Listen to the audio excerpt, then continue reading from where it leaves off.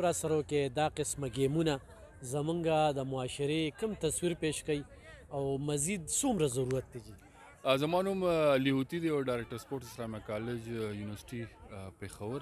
څنګه چې تاسو پته هاکي زموږ قومي لوبه ده. صوبایي حکومت چې دی په دې ټایم کې چې دی په خیبر پښتونخوا په مختلف سیمو کې چې دی نو 15 ټرپ جوړ کړل.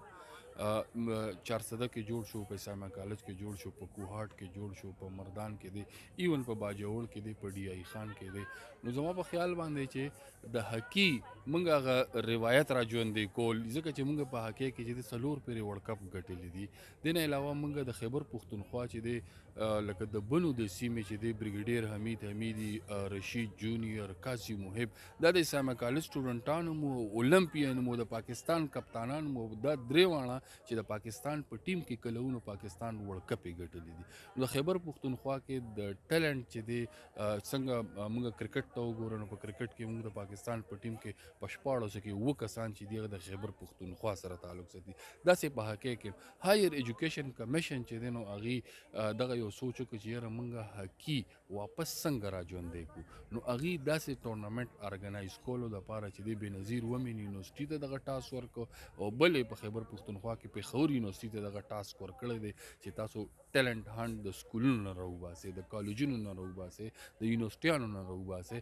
نن کو تاسو ګورئ په چارسده کې یو دومره ښکلی ټرف لګېدلی دی، کم چې زما په خیال باندې یو زړه راښکونکی منظر دی. که ته لرې نه ګورې نو تا ته داسې ښکاري چې د غنمو یو شین پټی دی، خو هغه د هاکي ګراوند دی.